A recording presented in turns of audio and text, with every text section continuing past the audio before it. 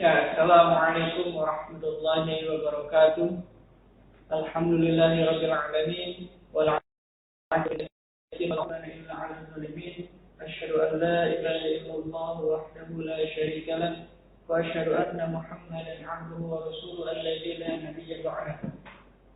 Qala Allah ta'ala fil Qur'anil Karim, a'udzu billahi minasy syaithanir rajim. Ya ayyuhalladzina amanu taqullaha haqqa tuqatih wa la tamutunna illa wa antum muslimun. Alhamdulillah, fi hadhihi al-laila al-mubarakah nastati'u an nastami'a darsana fi madatin nahw, wa insyaallah fi hadhihi al-laila sanasta'nifu ma qad bada'na fi lailatil madiyah fi muqaddimatil nahw. Ya, alhamdulillah malam ini kita masih diberikan kesehatan Allah Ta'ala, yang dimana insya Allah pada malam ini kita akan melanjutkan apa yang telah kita mulai pada malam sebelumnya, yang membahas tentang muqaddimah nahwu, yaitu tentang keutamaan. Kemudian nanti juga kita akan belajar sejarah ilmu nahwu itu dimulai kapan, oleh siapa, dan juga ilmu nahwu itu membahas ruang lingkupnya apa, ruang lingkup ilmu nahwu itu membahas tentang apa. Ya, kemarin pertemuan sebelumnya kita sudah membahas tentang keutamaan atau faidah dari ilmu nahwu. Ada 4 yang kita pelajari. Syekh Utsaimin menjelaskan bahwasanya faedah yang pertama adalah taqwimul lisan wa taqwimul banan, yaitu memperbaiki lisan ketika berucap, ketika berkata, ilmu nahwu memperbaikinya. Kemudian taqwimul banan, memperbaiki jari jemari ketika menulis. Jadi ilmu nahwu itu memperbaiki ucapan kita dan juga memperbaiki tulisan kita. Kemudian yang kedua adalah yu'inu ala fahmil kitab wa sunnah, memudahkan atau menolong dalam memahami Al-Quran dan hadis. Jadi dengan kita belajar ilmu nahwu, kita ini akan mudah memahami Al-Quran dan hadis. Kenapa? Karena dengan mempelajari ilmu nahwu kita tahu mana yang jadi fa'il, mana yang jadi maf'ul bih, mana kedudukan ini, mana kedudukan ini, sehingga maknanya kita tahu, oh ini maknanya ke sini, makna ini. Ketika kita tidak belajar ilmu nahwu, mungkin akan sulit memahami Al-Quran maupun hadis dari segi maknanya. Kemudian yang ketiga, faedah yang ketiga adalah Ihya'ul lughah al-arabiyyah al-fusha, menghidupkan bahasa Arab fusha. Apa itu bahasa Arab fusha? Bahasa Arab fusha adalah bahasa Arab yang bahasa Al-Quran dan hadis. Emang ada bahasa Arab selain bahasa Arab fusha? Ada. Bahasa Amiyah, bahasa yang tidak baku itu, bahasa yang tidak ada di dalam Al-Quran dan hadis. Ya, ketika kita bertemu dengan orang Arab, apalagi orang itu bukan orang yang berpendidikan, Nah, maka mereka itu ngobrolnya pakai bahasa Amiyah, bukan bahasa Arab fusha, bahasa Arab yang ada di Al-Quran dan hadis. Nah, dengan kita belajar ilmu nahwu, kita akan menghidupkan bahasa Arab fusha itu, bahasa Arab yang terdapat dalam Al-Quran dan hadis. Dengan begitu, kita akan lebih mudah memahami Al-Quran dan hadis. Nah, ironisnya banyak orang Indonesia yang menjadi TKW atau TKA ke Arab beberapa tahun, setahun, 2 tahun, 5 tahun, bahkan yang puluhan tahun, tetapi mereka tidak mengerti bahasa Arab fusha atau bahasa Arab yang bahasa dari Al-Quran dan hadis. Mereka lebih bisa bahasa Arab Amiyah. Kenapa? Karena sehari-hari ngobrol dengan majikannya itu pakai bahasa Arab Amiyah. Ya kalau kita mah bahasa Indonesia yang tidak baku. Padahal itu adalah kesempatan bagi kita atau bagi orang-orang yang pergi ke Arab untuk belajar bahasa Arab secara langsung gitu. Karena bahasa itu supaya bisa mahir, bisa pinter berbahasa ya latihan. Mau itu bahasa Arab, bahasa Sunda, bahasa Indonesia, bahasa Inggris, bahasa-bahasa yang lainnya, ya perlu praktek. Ya, itu yang ketiga keutamaan ilmu nahwu adalah ihya'ul lughah al-arabiyyah al-fusha. Menghidupkan bahasa Arab fusha. Yang keempat adalah yu'inu 'ala al-isgha'il al-mutakallim. Memudahkan bagi si pembicara itu apa yang dia ucapkan dapat gampang dimengerti. Ketika belajar ilmu nahwu, yang berbicara itu lebih tertata bahasanya, maka pendengar akan lebih mudah memahaminya. Betapa banyak orang yang berbicara, tetapi orang yang mendengarkan itu tidak mengerti. Bahkan kalau orang-orang yang mendengarkan si pembicara itu adalah orang yang paham bahasa, maka dia akan tahu gitu, oh ini salah, ini kurang benar. Nah gitu. Maka ilmu nahwu itu membantu si pembicara agar mudah dipahami bahasanya atau ucapannya. Kemudian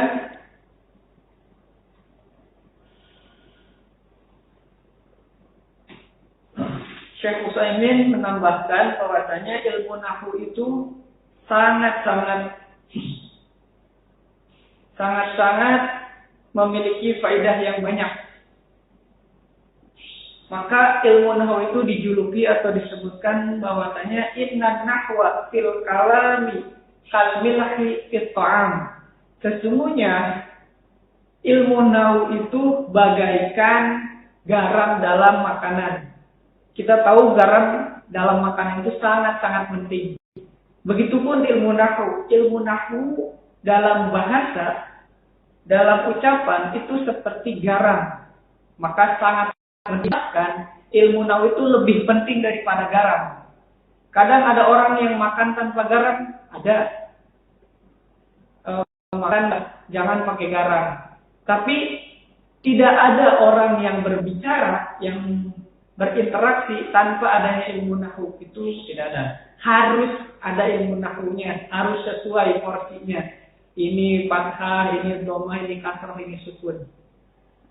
Kemudian Syekh Utsaimin menambahkan falihadza aqwal, maka dengan ini aku mengatakan, kata Syekh Utsaimin, inna ta'allumal lughatil arabiyyati yuaddi ila suhulati takhatub biha. Sesungguhnya mempelajari bahasa Arab itu mengarahkan, menghantarkan kita kepada kemudahan berkomunikasi dengannya. Jadi ketika kita belajar bahasa Arab, kita mudah untuk berkomunikasi menggunakan bahasa Arab. Ya tentunya dengan orang-orang Arab. Kemudian wa takhatub biha yuqawil insana ala ma'rifatil kitabi was sunnah.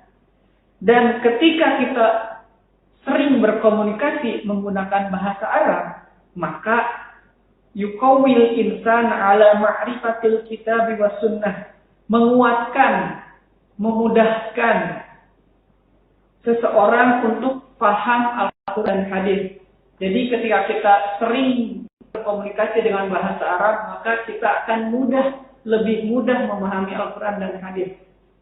Contoh, ketika kita sering belajar bahasa Inggris, kemudian kosakata bahasa Inggris banyak, sering mendengarkan lagu-lagu bahasa Inggris, sering berkomunikasi dengan orang Inggris, ketika mendengarkan atau melihat tulisan Inggris langsung paham gitu. Oh ini gini-gini. Begitupun bahasa Arab.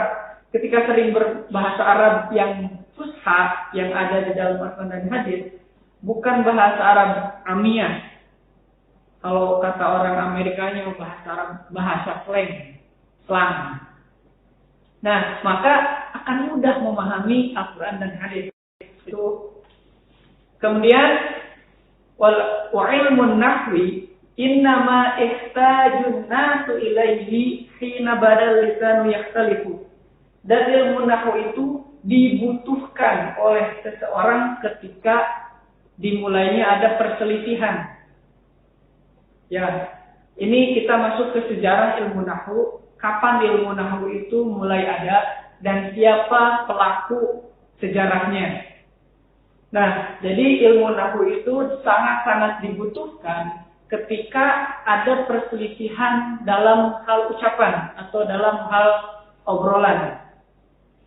Nah, dikatakan wa yuqalu inna awwala man ibtasarahu Abul Aswad Ad-Du'ali. Sesungguhnya yang pertama kali memulai atau menciptakannya ilmu nahwu adalah Abul Aswad Ad-Du'ali. Siapa Abul Aswad Ad-Du'ali? Huwa Zolim bin Amr bin Sufyan bin Jandal Ad-Du'ali Al-Kinani. Nama aslinya adalah Zolim bin Amr bin Sufyan bin Jandal Ad-Du'ali Al-Kinani dari bangsa Kinani. Wada'a ilmu nahwu, dialah yang menetapkan ilmu nahwu. Kana ma'dudan minal fuqaha wal a'yan wal umar wa syu'ara wal fursan. Nah, dia itu ya dikenal sebagai fuqaha, a'yan, umaro, syu'ara dan fursan. Sakana al-Basrah, dia tinggal di Basrah. Kemudian fi khilafati Umar bin radhiyallahu anhu, dia tinggal di Basrah ketika pada saat masa kekhilafahan Umar bin Khattab, wa waliya imaratahu fi ayyami Ali radhiyallahu anhu. Dan ketika masa kekhilafahan Ali bin Abi Thalib, Abul Aswad Ad-Du'ali ini menjabat sebagai pemerintahannya di Basrah. Tu biasana tis'awat minal hijrah.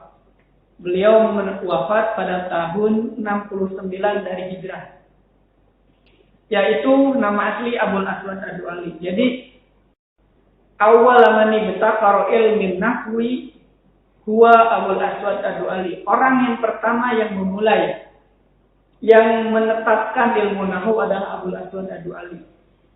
Kenapa kok bisa dimulai seperti itu? Apa sebabnya? Ada sebab, ada akibat. Ya, disebabkannya ini akibatnya ilmu nahwu dicetuskan. Kenapa?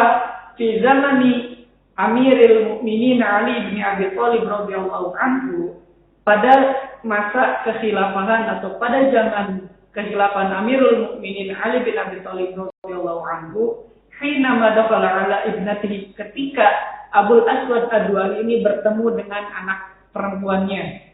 Jadi lagi ngobrol gitu. Ngobrol santai bersama anak perempuannya. Wa hiya muttaji'atun 'ala firashiha, dan anak perempuannya ini sedang rebahan kalau anak sekarang. Lagi rebahan di kasur. Apa yang terjadi? Tazuru ila sama. Nah, anak perempuannya ini lagi rebahan, lihat ke langit gitu. Melihat ke langit, wa ila masabi hafid duja, dan melihat lampu-lampu yang berada di kegelapan. Faqala, nah anak perempuannya berkata kepada Abul Aswad Ad-Du'ali, ya abati, ma ahsanus samai. Ya abati, jangan pakai ini. Ma ahsanus samai.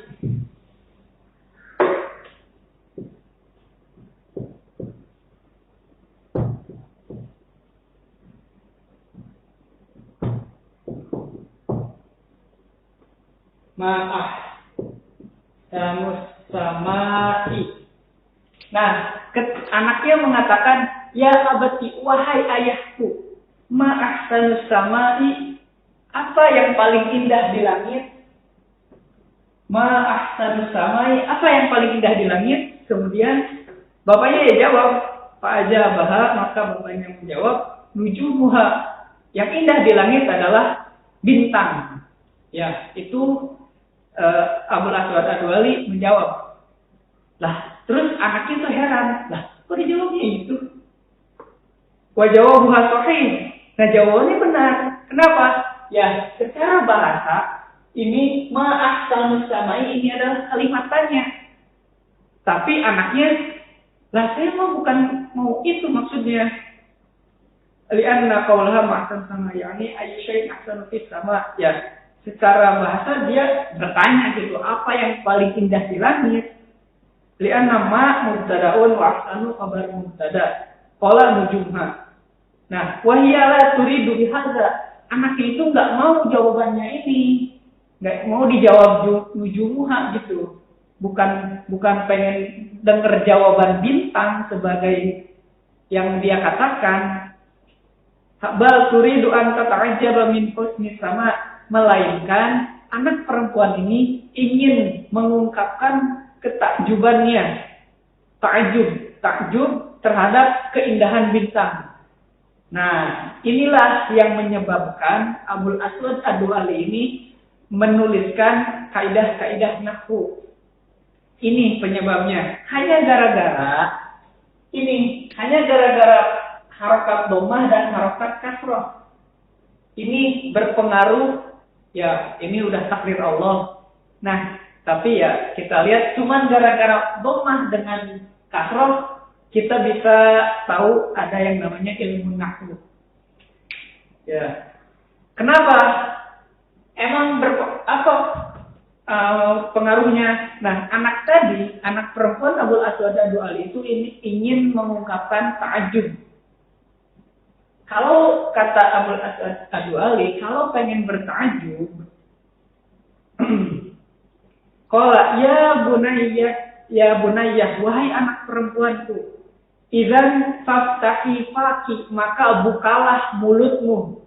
Ketika berkata ini, wa quli ma ahsana as-samaa. Nah, maka bukalah mulutmu, maka ucapkanlah ma ahsana sama.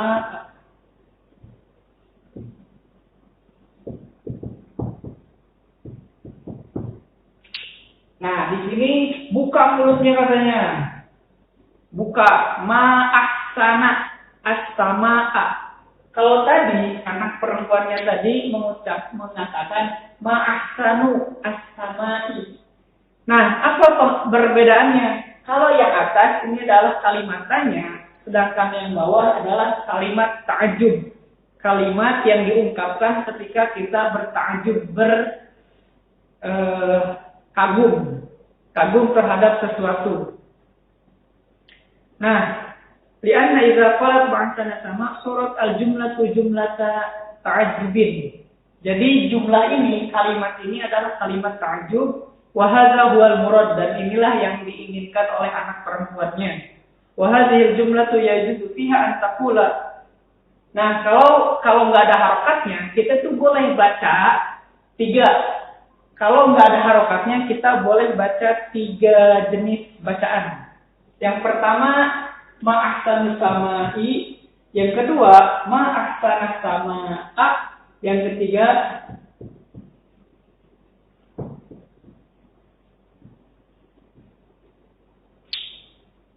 ma ahsana samai. As-sama'u.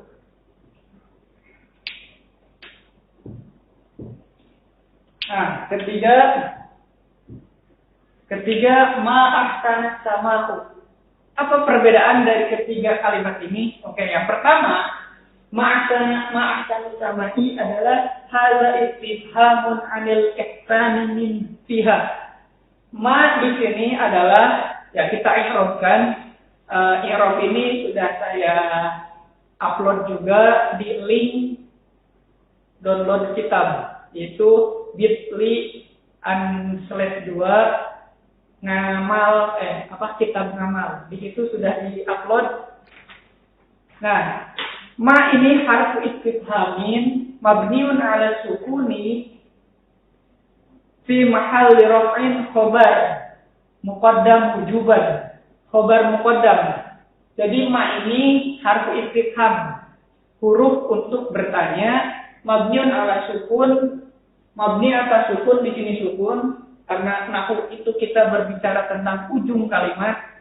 Sukun fi mahalli rafin khobar fi mahalli raf'in khabar mubtada muqaddam wujuban.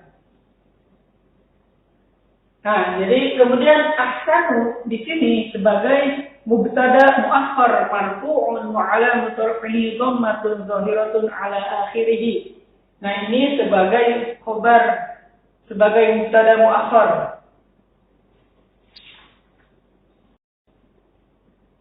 Ya, kemudian wa huwa mudhaf. As-sama'i mudhafun ilaih, disandar. As-sama'i itu punya sandaran. Apa sandarannya as-sama'i? Jadi keindahan langit. Mudhaf ilaih. Contoh kayak kunci kamar. Jadi si kamar ini disandarkan ke kunci. Ya. Jadi ahsanus sama'i ini adalah harfu istifham, ini isim sebagai mubtada muakhar dan ini mudhaf ilaih. Versi kedua kalau di syarah yang di Syekh Utsaimin, ma itu mubtada harfu istifhamin wa huwa mubtada atau fi mahalli raf'in mubtada, ahsanu khabar mubtada marfu'un wa 'alamatu raf'ihi dhammatun zahiratun 'ala akhirih dan wa huwa mudhaf as-sama'i mudhaf ilaih. Itu jadi kalimat pertama adalah kalimat tanya. Kalimat tanya. Kemudian yang kedua, inilah yang dimaksud oleh anak perempuan dari Abul Aswad Ad-Du'ali, yaitu at-ta'ajjub. Ma ini adalah harfun ma at-ta'ajjubiyah atau harfun nafyin. La amila lahu mabniun 'ala sukuni fi mahal la mahalla lahu min i'rab. Jadi ma ini adalah ma ta'ajjub atau harfun ma ta'ajjubiyah. Ya, ma ta'ajjubiyah mabniun 'ala sukuni fi mahalli raf'in mubtada. Ahsana ini adalah fi'il. Kalau tadi ini isim apa? Isim tafdil, isim yang melebihkan sesuatu. Kalau bagus menjadi lebih bagus. Hasanun bagus, baik. Ahsan lebih baik. Nah, jadi ini mah isim, kalau ini ahsana fi'il. Fi'il jamidun mabniyun 'ala al-fathi ja'a sya'i ta'ajjub wal fa'ilu dhamirun mustatirun fihi jawazan taqdiruhu huwa kembali ke ma. Kemudian as-sama'a kalau di sini sebagai mudhaf ilaih, tapi kalau di sini as-sama'a sebagai maf'ulun bih, maksud untuk wa'ala lagi fathatun zahiratun 'ala akhirih. Nah, kemudian jumlatun fi'liyah di sini fi mahalli raf'in khabar mubtada dari ma. Nah, itu yang kedua. Yang ketiga, ma ahsana sama'u. Ahsana ma di sini harfun nafi la mahalla lahu min al-i'rab. Ahsana sama fi'il madhi mabniun 'ala al-fathi. Nah, kalau as-sama'u ini adalah fa'il, pelakunya. Jadi tidak bagus. Ini ma itu harfun nafi artinya tidak. Ahsana sama'u, langit tidak bagus. Ya itu. Jadi ini penyebab kenapa ada ilmu nahwu. Kenapa Abul Aswad Ad-Du'ali merasa penting nih saya buat ilmu nahwu atau kaidah-kaidah ilmu nahwu saya buat. Karena mendengar kalimat yang diucapkan oleh anaknya tentang ta'ajjub. Yang harusnya ma'ahsana sama'a, tapi anaknya mengatakan ma'ahsanu sama'i. Nah, kemudian Al Aswad Ad-Du'ali ila Ali bin Abi Thalib radhiyallahu anhu. Setelah itu, ya mungkin besoknya bahkan tadi malam.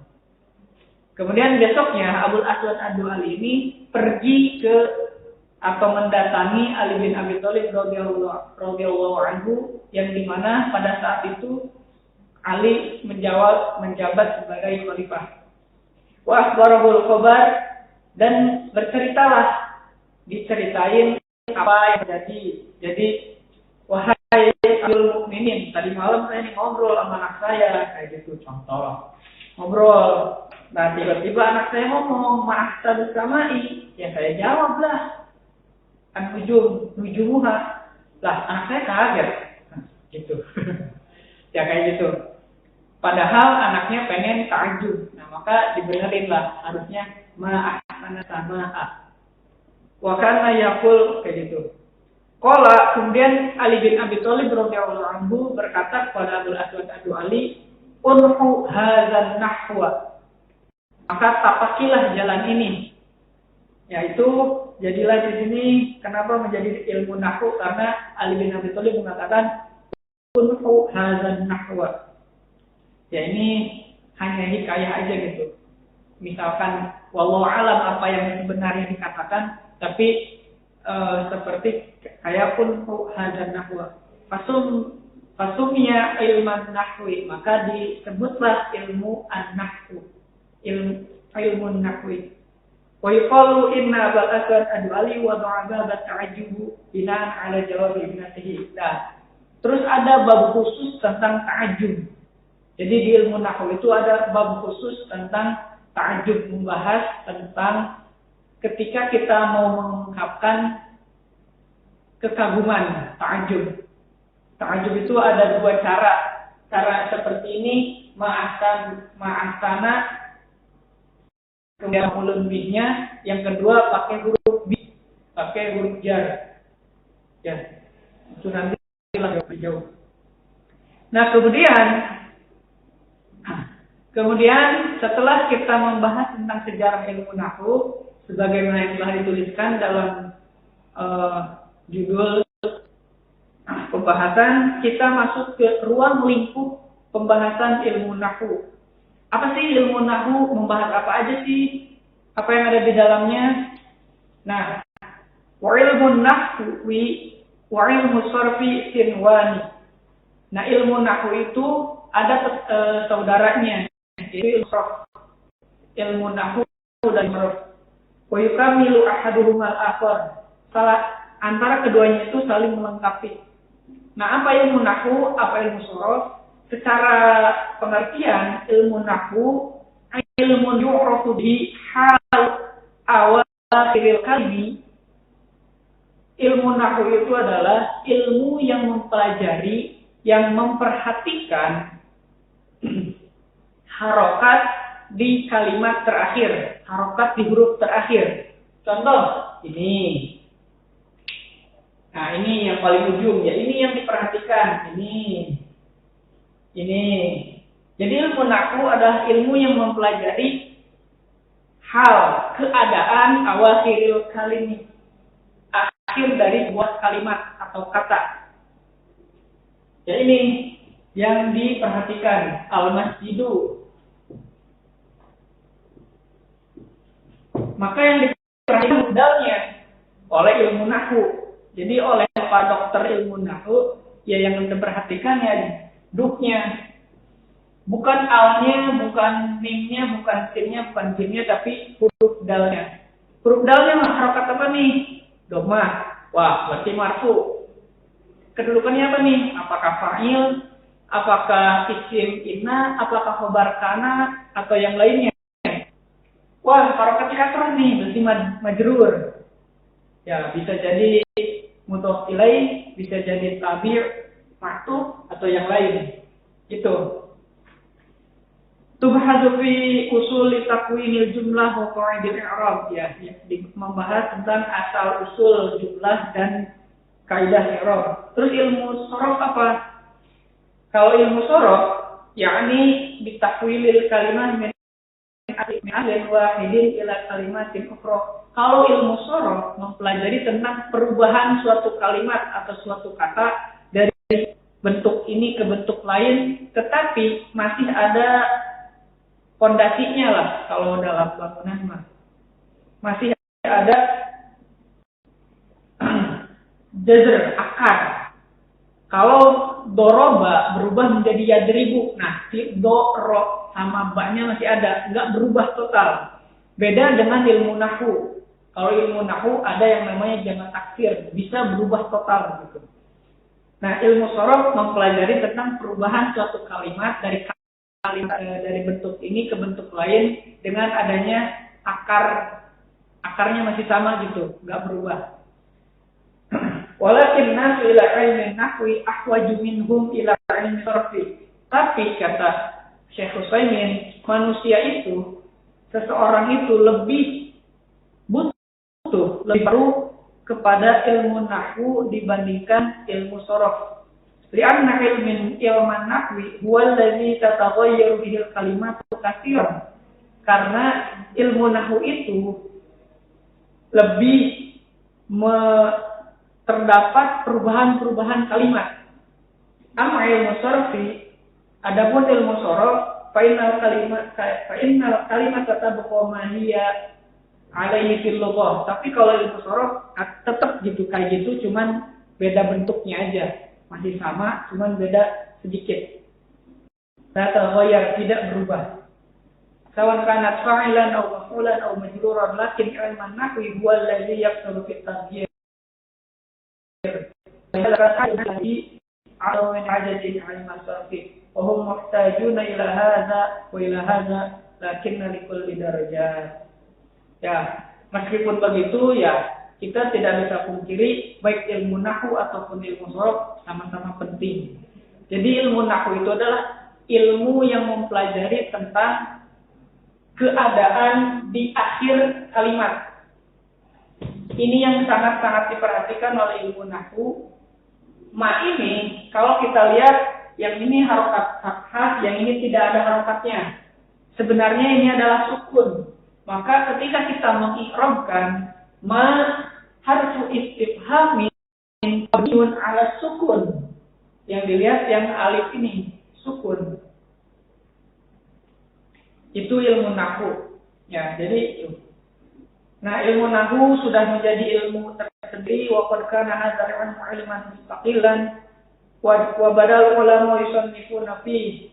Setelah Abul Aswad Ad-Du'ali mencetuskan bahwa ilmu nahwu itu ilmu yang penting, maka para ulama menulis, mengarang kitab ma baina shagirin wa kabirin, baik itu yang kecil maupun yang besar, wa manzumin wa mansurin, kemudian terorganisir dan tersebar, wan qasaman nas ila firqain, sampai dengan maraknya ilmu nahwu ini terbagi dua kelompok, dua golongan yang ada, yaitu Basriyin wa Kufiyin. Jadi ada dua mazhab di dalam ilmu nahwu yang diakui, mazhab Syafi'i, mazhab Hanafi, mazhab Hambali, mazhab Syafi'i, Ahmad, Hanafi, Maliki, dan satu lagi mazhab Zahiri. Tapi kalau dalam ilmu nahwu hanya ada dua mazhab, mazhab Basriyin, mazhab Kufiyin. Siapa mazhab Basriyin? Itu adalah gegedennya atau ulama besarnya adalah Sibawayh, Syekh Sibawayh atau Imam Sibawayh. Dan Kufiyin adalah Al-Kisai. Siapa Sibawayh? Sibawayh adalah Amr bin Utsman bin Kunbar Al-Harisi Balulai Abu Bashar. Ya, julukannya Abu Bashar. Al-Mulaqab Sibawayh Imam An-Nuhat. Nah, Sibawayh ini dijuluki adalah imamnya nahwu. Kalau Abul Aswad Ad-Du'ali pencetus ilmu nahwu. Nah, kemudian kalau Kufiyin gegedennya adalah Al-Kisai. Siapa Al-Kisai? Ali bin Hamzah bin Abdullah Al-Asadi Baluli Al-Kufi, Abul Hasan Al-Kisai. Ya, dengan adanya dua mazhab ini banyak perdebatan dalam ilmu nahwu. Ini kata Basriyin seperti ini, kata Kufiyin seperti ini. Nah, terus kita ini mengikuti yang mana? Kalau kita bedah, kita itu lebih mengikuti Basriyin. Ya, meskipun Basriyin ini agak ribet, tetapi yang kita pelajari kebanyakan itu mazhab Basriyin. Ya, Syekh Utsaimin juga mengatakan Wa anna ila ra'yihim am yalubni ila ra'yil basriyin. Jadi Imam Syekh atau Syekh Insaimin juga lebih condong ke mazhab basriyin. Nah, jadi dalam ilmu nahwu itu ada mazhab basriyin, mazhab kufiyin. Nah, kita lebih condong ke mazhab basriyin. Yaitu untuk muqaddimah ilmu nahwu. Dan kemarin kita sudah bahas keutamaan ilmu nahwu. Tadi kita bahas sejarah ilmu nahwu, kemudian juga ruang lingkup pembahasannya dan juga pengertian dari ilmu nahwu, ditambah ada ilmu sorof. Ya mungkin untuk pertemuan kali ini itulah yang harus atau sekiranya bisa dibahas. Jika ada yang kurang mohon maaf. Jika ada yang salah, mohon untuk dikoreksi. Mudah-mudahan membawa manfaat baik bagi diri saya sendiri, umumnya untuk kita semua. Mudah-mudahan kita terus semangat dalam belajar, dalam mencari ilmu, baik itu ilmu bahasa, nahwu, ataupun ilmu-ilmu yang lainnya, sehingga kita mendapatkan ilmu yang bermanfaat dan bisa kita ajarkan yang lain. Ya. Syukran katsiran ala husni istimaikum wa ihtimamikum. Wassalamualaikum warahmatullahi wabarakatuh.